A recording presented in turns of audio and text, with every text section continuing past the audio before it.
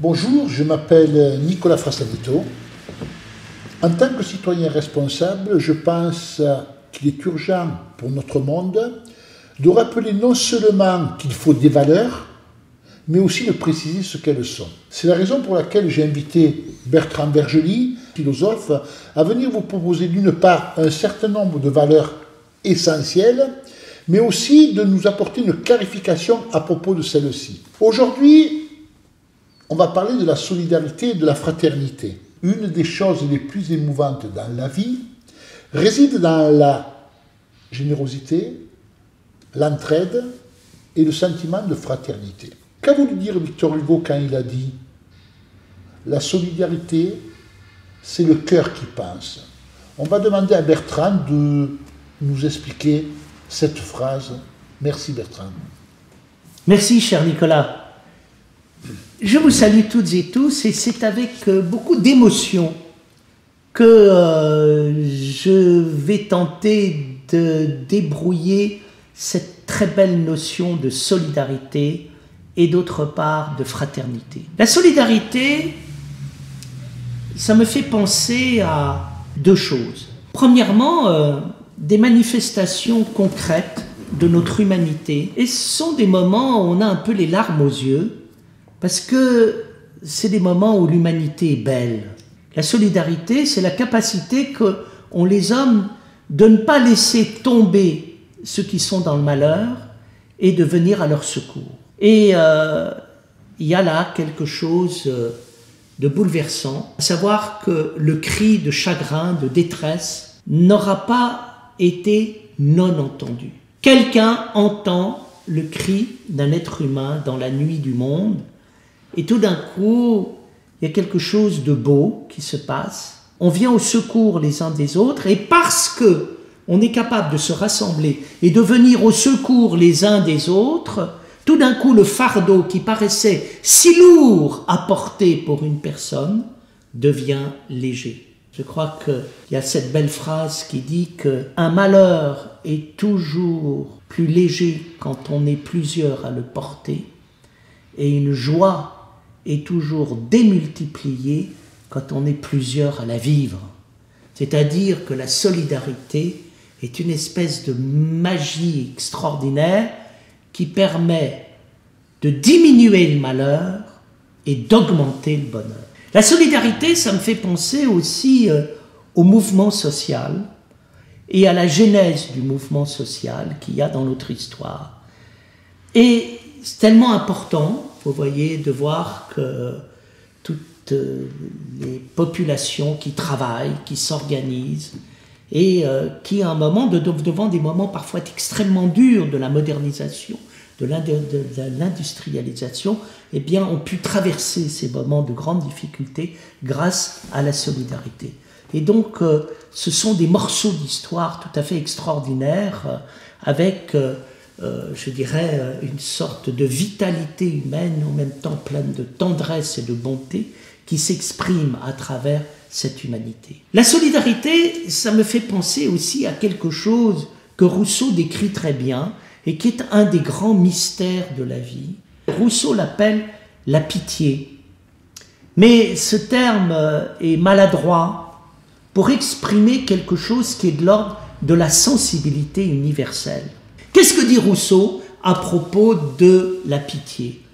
Bien, il dit quelque chose qu'il ressent, lui, en tant qu'homme des Lumières, à savoir le bonheur et le rejet de la souffrance. Vivre, c'est aimer vivre, vouloir être heureux. Donc, le bonheur et le désir de conservation vont ensemble. Mais vivre, c'est aussi parce qu'on a le sentiment du bonheur et l'amour de la vie, de ne pas avoir de plaisir à voir souffrir ou à faire souffrir. Et là, j'aime beaucoup Rousseau parce que Rousseau est à l'opposé de Sade. Sade est terrifiant en voulant expliquer que l'un des plaisirs de la vie, c'est de faire souffrir. En se complexifiant, parfois, ça peut être le plaisir de souffrir. Et ce que j'aime beaucoup chez Rousseau, c'est l'idée que l'homme vivant est un homme heureux, et l'homme heureux n'a aucun plaisir à souffrir et à faire souffrir. Alors là, je me sens quelque chose de très proche de cela.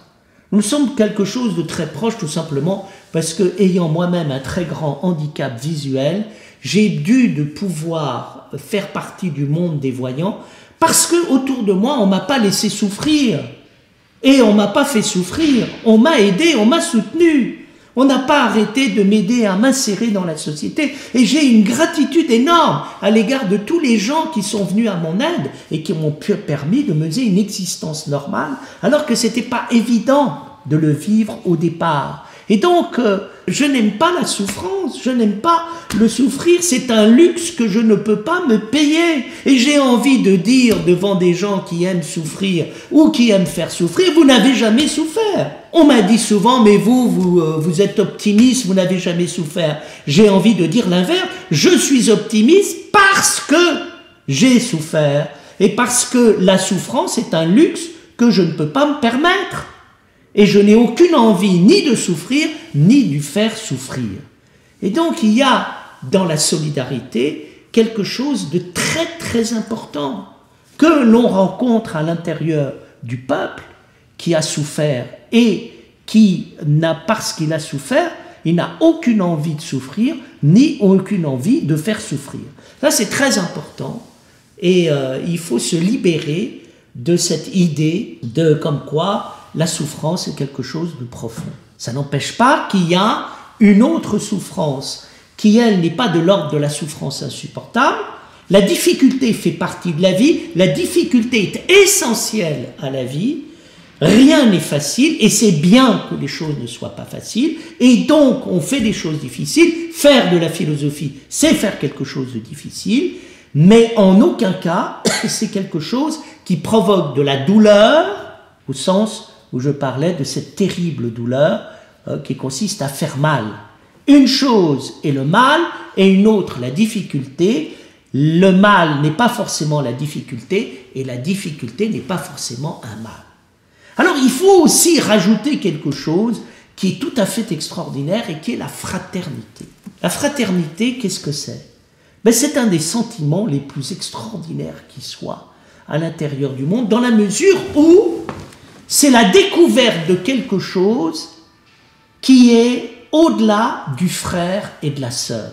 Quand on fait partie d'une famille, on a des frères et sœurs. Et les frères et sœurs font partie de la fratrie. Mais qui dit fratrie ne dit pas forcément fraternité. Et qui dit fraternité ne dit pas fratrie. Qu'est-ce qui fait qu'il y a de la fraternité ?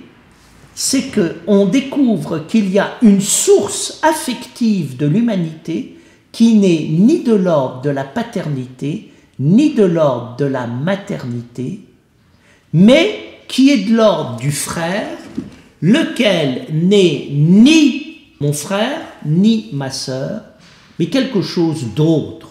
Alors ça se comprend par rapport aux sources les plus profondes de la paternité, de la maternité, et de la fraternité.